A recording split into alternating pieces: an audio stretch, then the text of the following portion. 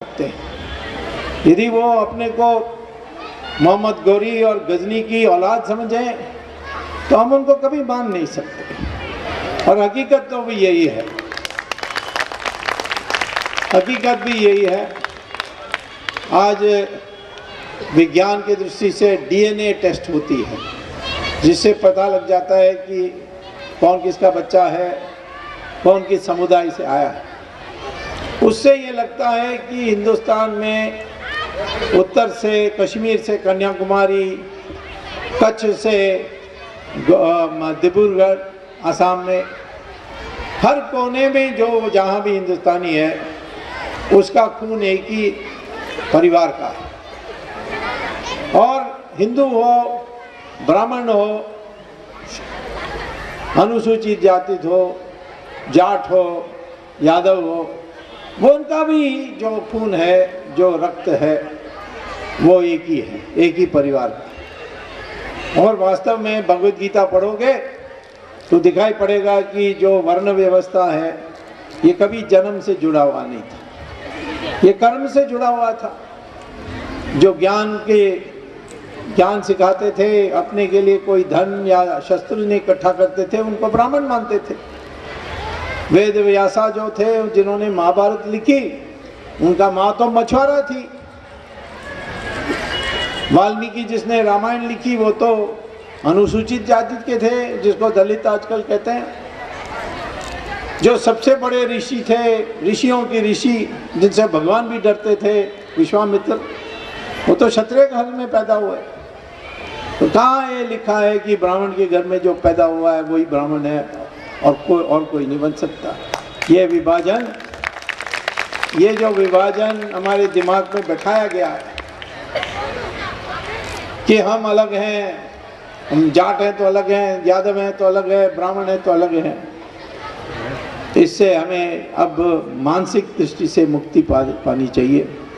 हम सब अपने को अब सिर्फ हिंदू मानना चाहिए और कुछ नहीं मानना चाहिए।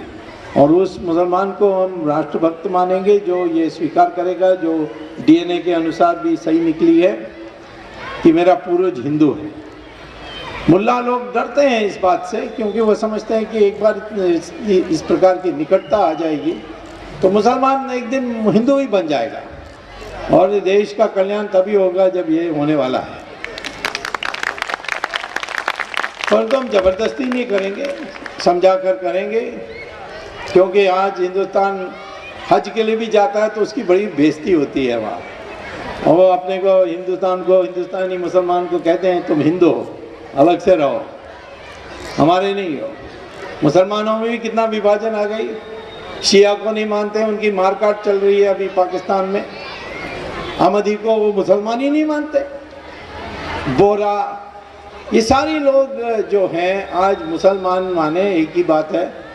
जो सऊदी अरेबिया का जो वहाँ उग्र है हनीफा, वो जो सिद्धांत है उसी को जो मानते हैं सर्वोच्च, वो ही लोग हैं जिनको मुसलमान मानते हैं। तो इसीलिए मैं आपसे ये कहना चाहता हूँ कि हर व्यक्ति को आज अपने को विराट हिंदू बनने के लिए रास्ता ढूंढना चाहिए। क्या मुझे करना है?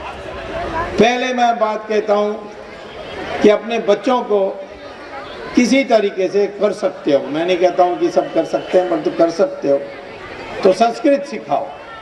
क्योंकि संस्कृत को आज अमेरिका में माना जा रहा है कि ये कंप्यूटर का सबसे अनुकूल भाषा है। जो ज्ञान आज भंडार तैयार कर रहे हैं अमेरिका में, दुनिया के सारे कोने से जो ज्ञान को इकट्ठा करके एक भाषा में उसका संग्रह बनाने की जो आर्टिफिशियल इंटेलिजेंस जिस सब्जेक्ट में चल रही है, उसके लिए संस्कृत का उपयोग हो रहा है। और इसीलिए मैं चाहता हूं कि हिंदू महासभा भी यहाँ की संस्कृत ट्यूशन शुरू करें और हमारे कोई भी जो संस्कृत सीखना चाहता है उसको सिखाने के लिए प्रयास करनी चाहिए।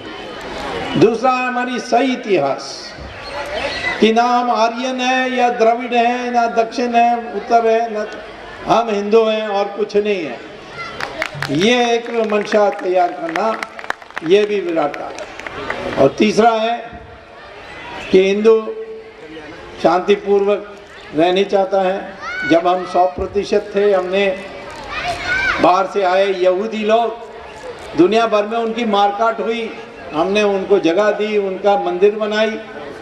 और जब इजराइल बना महायुद्ध के बाद, जो इजराइल के पार्लियामेंट में पहला प्रस्ताव पास हुआ कि धन्य हो भारत, एकमात्र देश दुनिया में जहां हमारी नरसंहार नहीं हुआ। हर देश में हिटलर ने तो गैस चैम्बर बना दी थी उनके लिए, हर देश में विदेशों में यहूदियों का मारकाट हुआ था, और एक देश में नहीं हुआ, वो हमारे देश। इसीलिए आज इतने प्रेमी हैं इजरायली हमारे साथ। इसी प्रकार से ये ईरान से भाग के आए पारसी लोग सब जगह गए थे, सब जगह में मिट गए, लेकिन हिंदुस्तान में सब जगह में हैं। हम उनको, वो अपने साथ जुड़े हुए हैं क्योंकि उनका संस्कृति मिलती जुलती है। हमारे चीफ जस्टिस कापड़िया जब थे, इसके पहले वो पारसी थे। हमारे जो कमांडर इन चीफ थी आर्मी के थे मानेकशॉ, वो भी ये पारसी थे। हमारी जो सॉलिसिटर जनरल थे इंडिया गवर्नमेंट में सोली सराफ जी, वो भी पारसी थे। तो इसीलिए हमारे देश में जब हम 100% थे, हमने किसी का दमन नहीं किया, किसी का नरसंहार नहीं किया।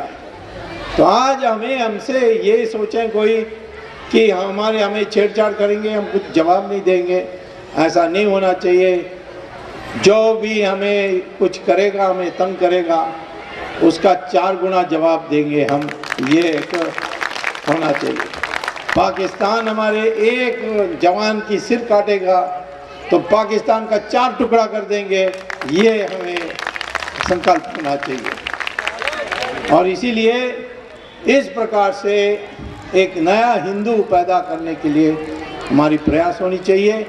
उसके लिए जंग जो है, युद्ध है, वो तो मस्तिष्क के अंदर होगा, क्योंकि हमारी चेतना को बिगाड़ दी गई है, हमें अपने को हीन भावना भर दी गई है, और वो सबको निकाल करके हम दुनिया के एक नंबर 1 देश थे, दोबारा बनेंगे।